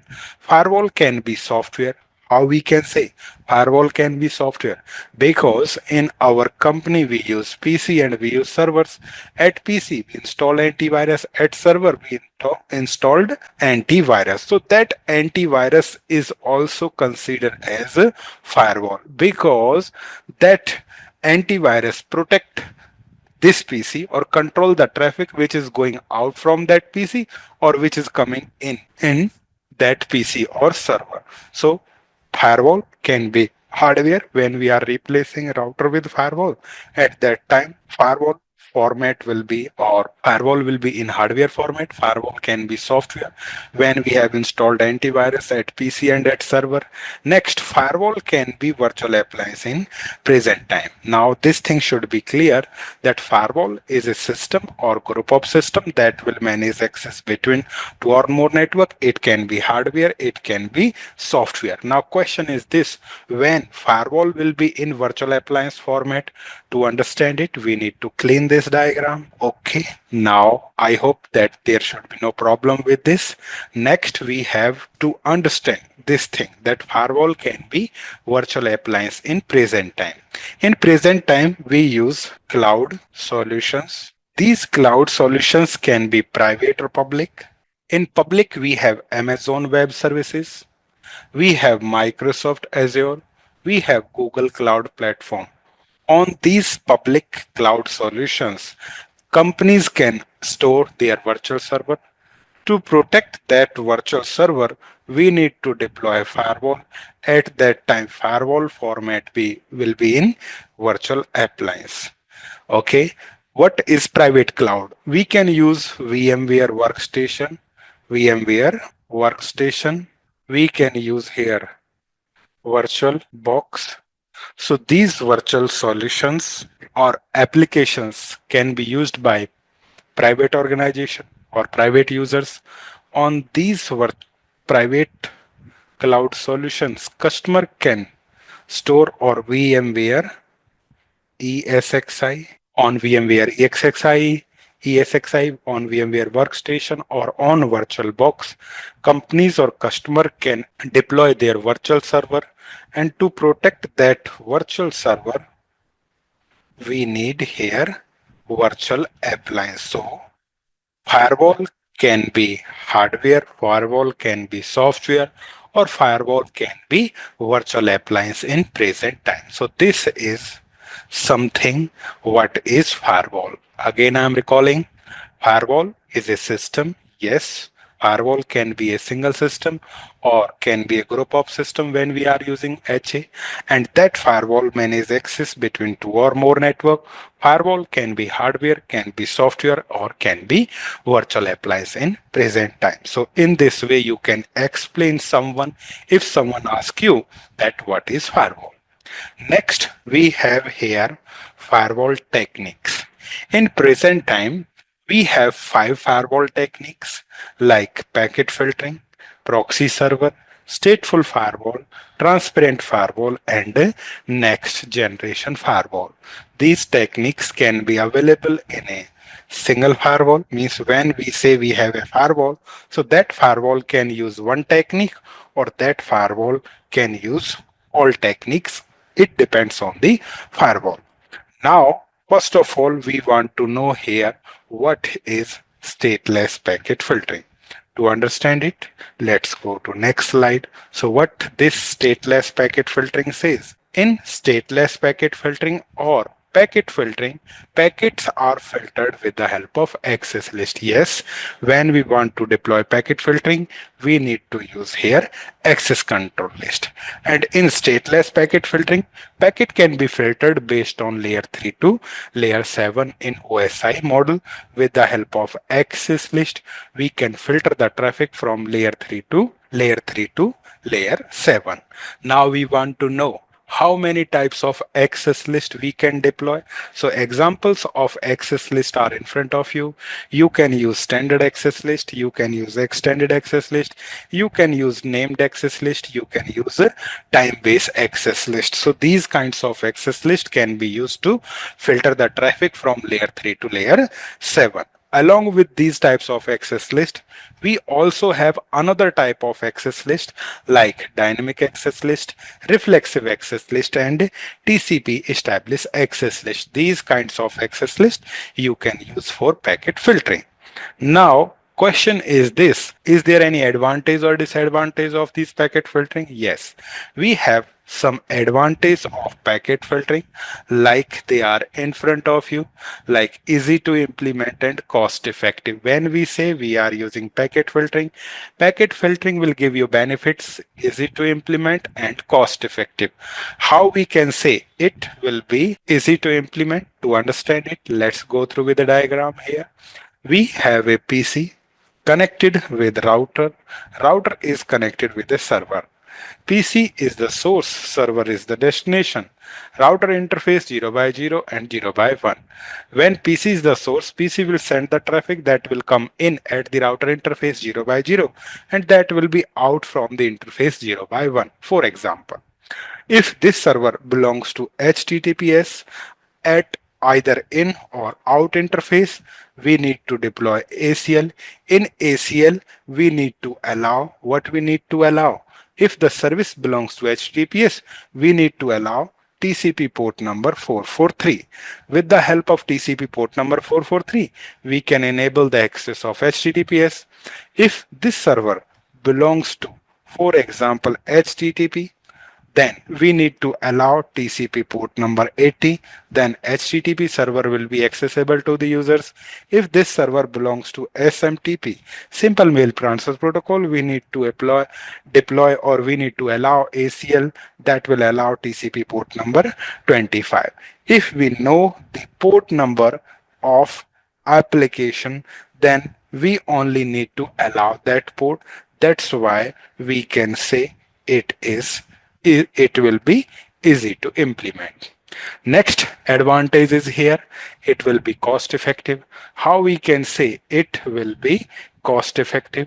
Because this access list ACL can be enforced in organization with the help of a router. You can either use router or either you can use switch. If your infrastructure device like router and switch support ACL configuration, then we can say it will be cost effective, because for this there is no need to purchase any additional device. So we can say that packet filtering or ACL implementation is easy to implement when we know the ports. It will be cost effective. If your router or switch support ACL configuration, then definitely it will be cost effective. Along with advantage of packet filtering or ACL, we can also see here that there are some disadvantages of packet filtering. First disadvantage, not scalable. And second disadvantage, complex access lists are hard to create and maintain. How we can say it is not scalable?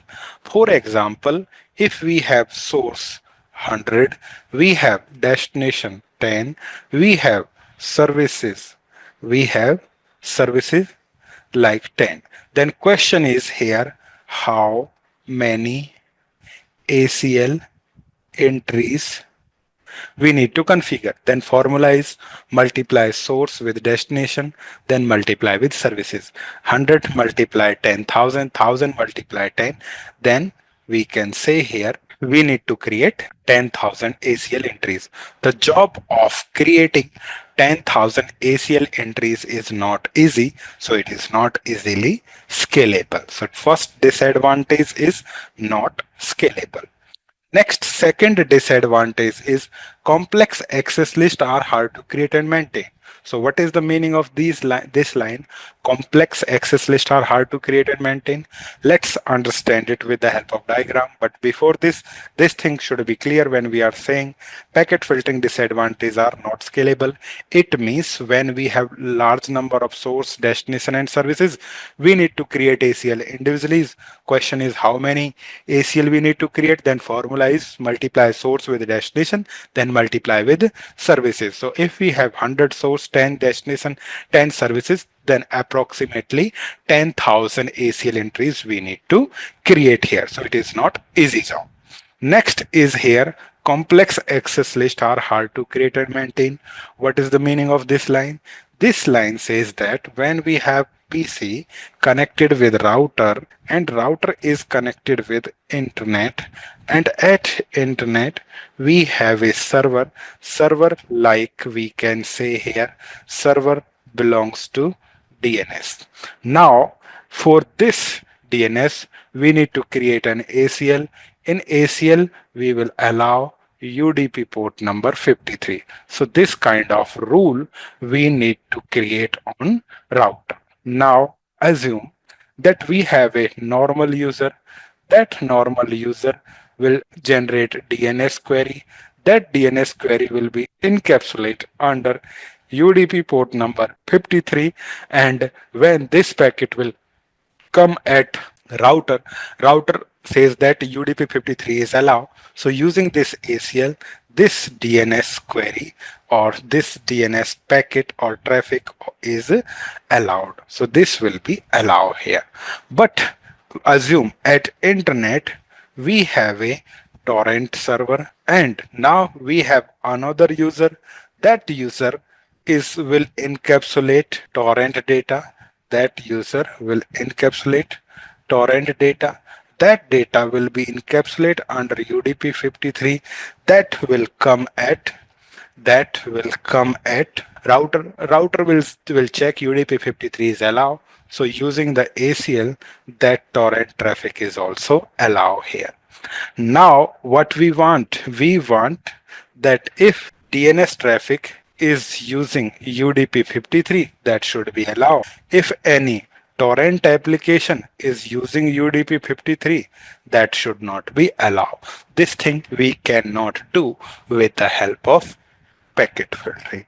So what is the disadvantage of packet filtering? Whatever the port you have allowed, like UDP53, at UDP53 DNS query is also allowed, as well as torrent data will also allow, or we can say whatever the port you have allowed at that port, any application is allowed here. So this is the disadvantage of packet filtering. So till now we have learned here what is packet filtering. In packet filtering we filter the packet or traffic with the help of ACL. With the help of ACL we can filter the traffic from layer 3 to layer 7, and we have some advantage and disadvantage of packet filtering. They are in front of you. Advantage is easy to implement and cost effective. Then we can say disadvantage, not scalable and complex access lists are hard to create and maintain. And we can't create such ACL. We cannot create such ACL which will allow DNS at 53, and that should be able to block torrent at 53. We can't create such ACL. So this is the disadvantage of your packet filtering. Next, we have here proxy server. Before going with these lines or definitions, let's understand proxy server with the help of diagram here. Assume we have a lane. In lane, we have a user. User is connected with router via switch, means user is connected with gateway. In gateway, we can assume that we have a router here. That router is connected with internet here. And at that internet, we have a lots of servers available on internet. Like we can say that we have here Google, we have Facebook, we have YouTube. Then done. So in this way, we can draw it. First one, Google, Facebook, YouTube. Now we have a user in our lane, and that user can access Google, can access Facebook, can access YouTube. Now we want that this user should not be able to access Facebook and YouTube. For that, we need to deploy a solution in our organization that is called proxy server. We will deploy proxy server in lane, or with the help of, we can say, switch. There will be a switch we will use. PC will connect it with switch, switch with router, then switch will also connect it with proxy server. At this proxy server, we will define policies. Policies will say like Google will be allow, Facebook will be deny, YouTube will be deny. Such kind of policies we will deploy at proxy server. Now we need to enforce our device or client that traffic should go through the proxy. To send traffic to the proxy, we can use here two methods. First is here explicit proxy. First one is explicit proxy. Second method to deploy proxy server is transparent proxy. So let's understand first of all explicit proxy. In explicit proxy, we do client configuration. We need to configure client. Now, let's assume we are using explicit proxy in which we need to configure client. Now, when we are using it, then client will send its traffic to proxy server. For example, clients wants to go to Google, that request will come to proxy server. Now, proxy server will check the policy, Google is allow. Now, proxy server will send the request to Google. Okay, so this is the request. Proxy will send the request to Google. In fourth step, Google will give the reply to proxy, and then in fifth step, proxy will give a reply to client. Here we can say client will be able to access google.com.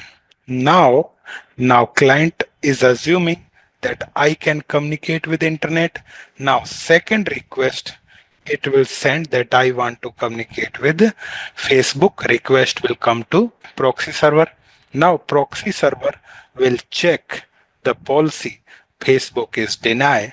Then in third step, proxy will give reply to client that Facebook is equal to deny. You can't access to Facebook. Now, users or lane or organization will be able to access those websites which are allowed on proxy server. So all lane can access Google, but not to Facebook and YouTube. In this way, you can control that users in your lane can access which kind of websites. This will happen in explicit proxy. In explicit proxy, we need to configure client. Client will send that request or traffic to proxy. Proxy will check the policy. If request is allowed, request will go to outside. Reply will be allowed to client. If the request or category is not allowed, like Facebook, user want to access Facebook, Facebook is denied. Proxy will say to client, you can't access this this website. This will happen in explicit proxy. Next is what? Next we have here transparent. Next we have here transparent proxy. So in transparent proxy, what we need to do? In transparent proxy, we need gateway configuration. We need to configure gateway. Now, what will happen?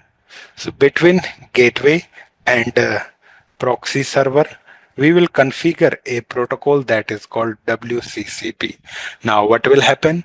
First of all, client will say to gateway, I want to go to google.com. Then gateway will send that request, that Google request to proxy. In third step, proxy will check Google is allowed. Then proxy will send a request to Google. Request will go to Google now. Google will give reply. Google will give reply to proxy, and then proxy server will give that reply to client. In this way, your traffic flow will work. Okay, now what is the purpose of proxy server? With the help of proxy server, we can control that which kind of website can be accessed by our lane when they are going to internet. There are two methods to deploy proxy server. First is explicit proxy. Second one is transparent proxy. In explicit proxy, we need to do client configuration. Client will directly send request to proxy. Proxy will check policies, then if request is allowed, that will go outside, reply will come to proxy, proxy will get to lane. This will happen in explicit proxy. In transparent proxy, we need it to use a protocol that is called WCCP between gateway and proxy server. Now, what will happen? Client has no idea that there is a proxy or not. Client will send request to gateway that I want to go to google.com. Gateway will redirect request to proxy. Proxy will check the policies. If that is allowed, request will go to internet or Google. Google will give reply to proxy. Proxy will give reply to lane.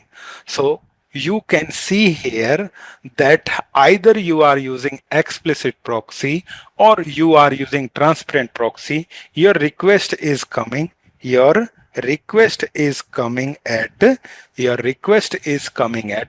proxy server, where proxy server is enforcing organization policy. So this will happen, or this is what actually how proxy server works. Let's understand it with the help of definition now. So same thing is mentioned here, that what is proxy server? Proxy server works as an intermediate system between inside and outside world. According to our diagram, yes, that was working as an intermediate system between inside and outside world. Proxy server will not allow inside user to go outside directly or vice versa. When we have proxy, the request will only go via proxy, no direct communication between client and server. Proxy server is also called application gateway or application firewall here, and this proxy server is mostly used for URL filtering. URL stand for Universal Resource Locator or Uniform Resource Locator. Limitations: if you are using a single proxy server, then there can be a single point of failure. To solve this, you can use two servers. One is primary and another is secondary. Second limitation is here, it introduces delay. There will be delay in millisecond. We can't entirely finish this delay, but yes, we can minimize the delay by upgrading our network infrastructure. Like by, for example, we have a PC. PC is connected with proxy server, or we can say PC is connected with switch. Switch is connected with proxy server is connected with router, and router is connected with internet. Now request will go to proxy to internet to reply proxy to inside. Definitely there will be delay in millisecond. We can't entirely finish it or we can't remove it, but we can minimize it. How we can minimize it? For example, by purchasing a good internet connection. Instead of 10 Mbps, purchase 100 Mbps or 1000 Mbps internet link, then there will be no delay at the edge. Purchase or a device which support gigabit interfaces Okay, purchase a switch which support gigabit interfaces, purchase devices like end system which support fast ethernet or gigabit ethernet interface. And if you have 100 users in your lane, then purchase a device which can support more than 100 users. So in this way, by upgrading your end systems and infrastructure devices and your internet connection speed, we can minimize the delay, but we can't totally remove it. So this is something about what is a proxy server and how it's works. So proxy server is mostly used for URL filtering. Next, we have here stateful firewall. Let's understand what is stateful firewall. First of all, we will understand with the help of diagram here. Okay, so diagram is in this way. We have a PC that is connected, PC that is connected with a stateful firewall. So this is our stateful firewall. Stateful firewall is connected with a server. So this is your server. Mention IP addressing for easy understanding, like 192.168.101.100, dynamic port will hit to the port number 443.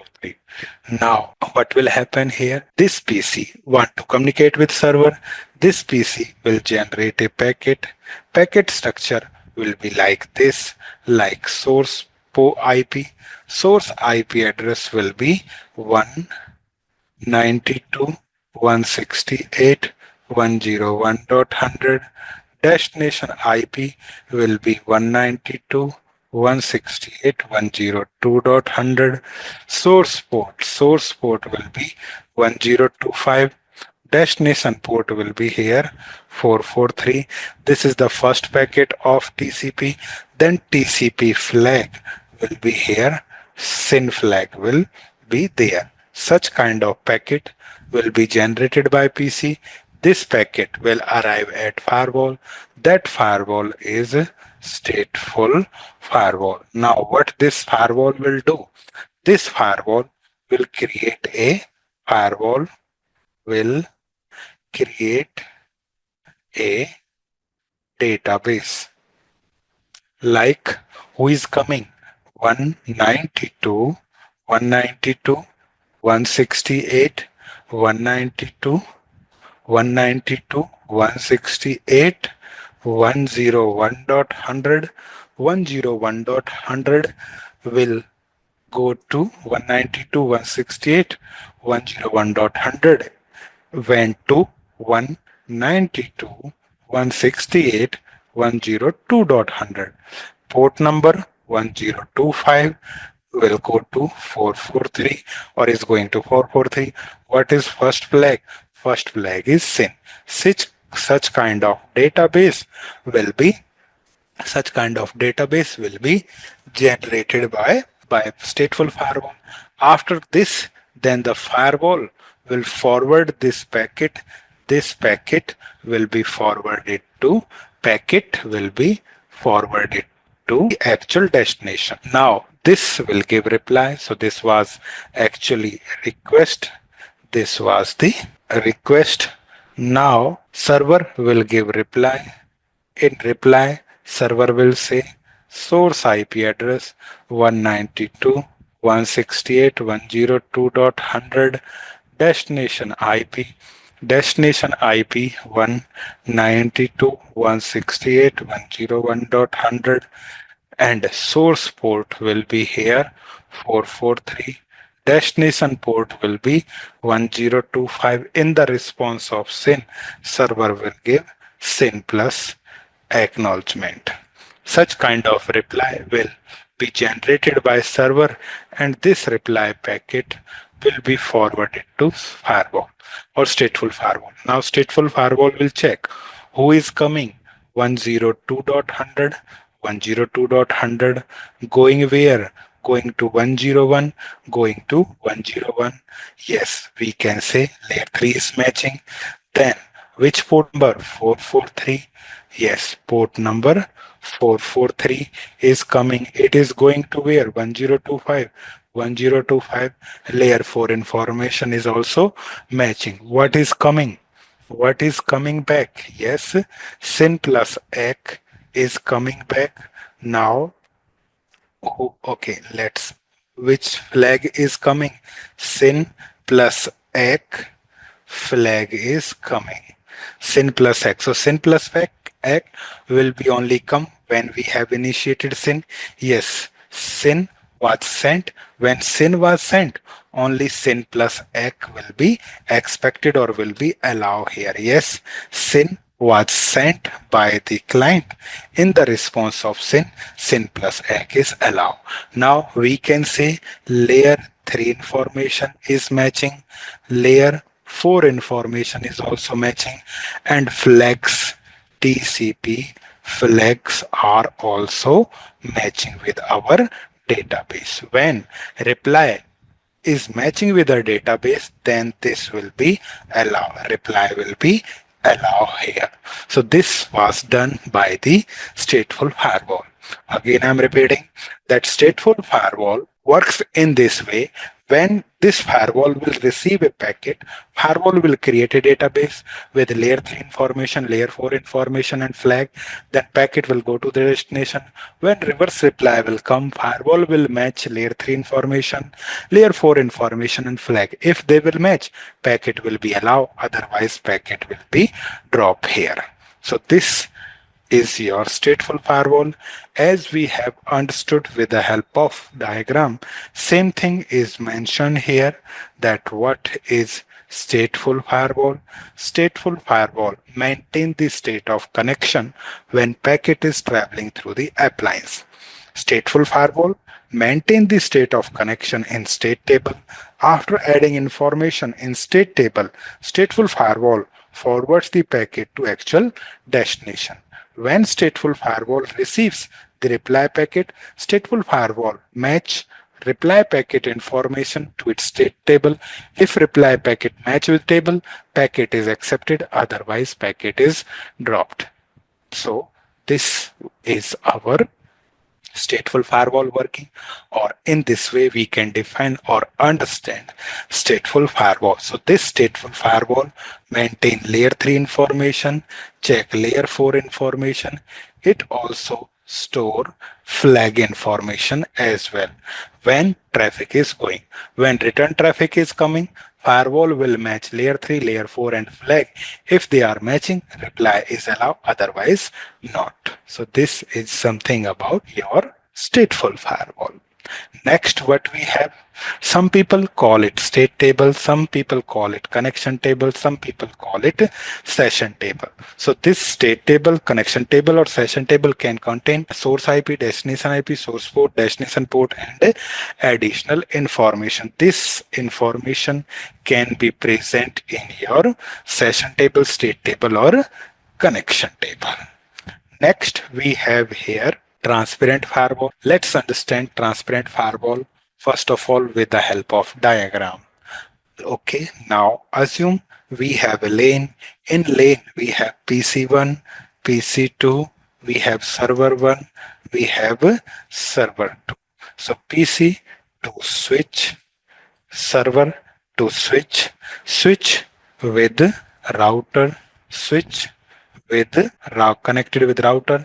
Router can be connected with router 2 with the help of lease line. It can be connected with the help of MPLS connection with each other, or there can be connectivity between branches with the help of internet. Internet. Done. Okay, now we have here router. Okay, at router first of all we will do IP addressing, then we will do here routing, then we will do here netting, then we will configure MPLS, and we can also configure IPsec VPN. So these kind of implementation we have already configured at route. Now we want to protect our lane. To protect our lane, we need to replace router with firewall. When we will deploy here firewall, at the place of router, we need to configure IP addressing, routing, netting, MPLS not applicable. We need to configure IPsec VPN, and then we need to configure here firewall policies. We need to configure firewall policies. But question is this: when we have IP addressing already, why to configure it again? Routing is already, why to configure again? Netting is already there, why to configure it again? MPLS not supported by firewall, but MPLS is mandatory. We can't bypass it.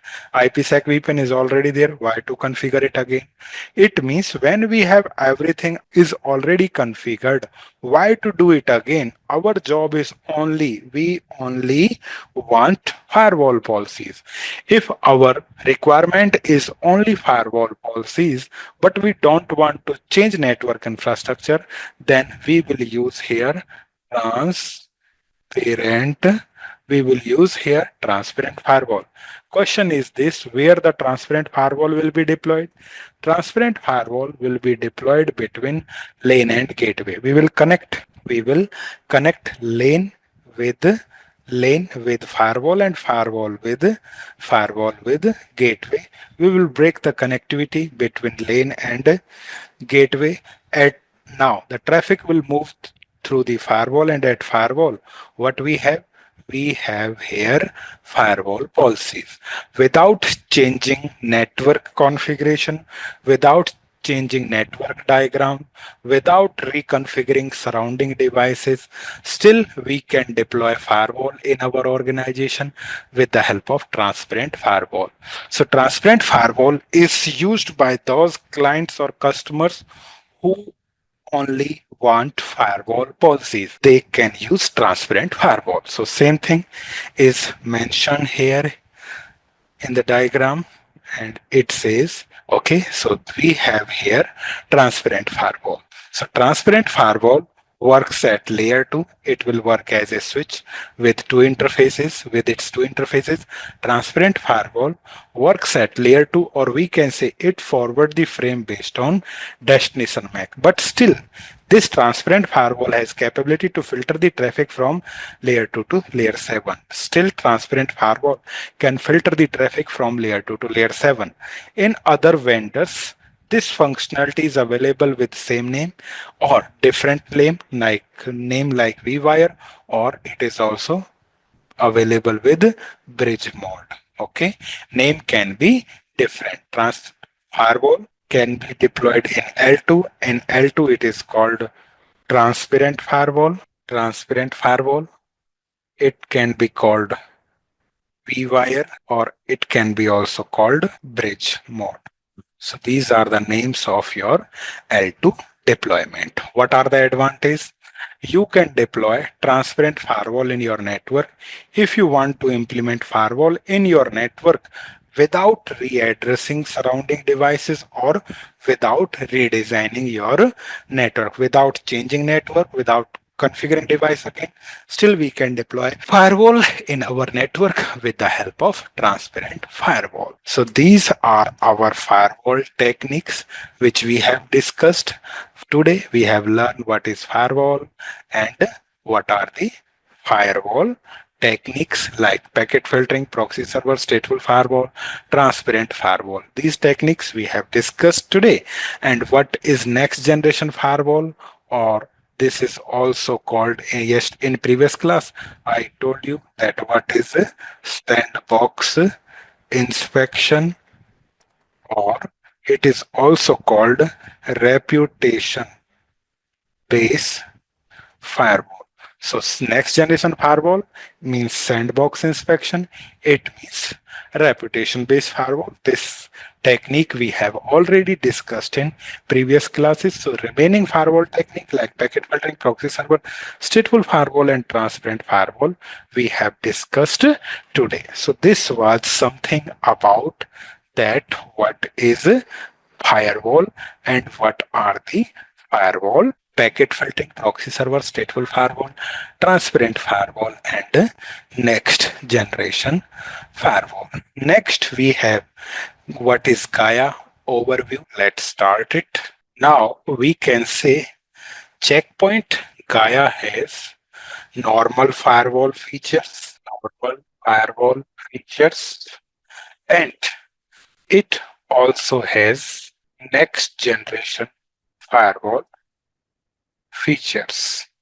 So normal firewall features like Checkpoint Gaia operating system or Checkpoint firewall, whatever you will call. It is stateful firewall. It can also act as a transparent firewall. It can be managed by CLI and GUI management. It provides us IP version 4, IPv4 routing. IPv4 routing means you can deploy here static routing default. You can deploy RIP, can deploy OSPF. If you have knowledge, then you can also deploy ISIS and BGP as well.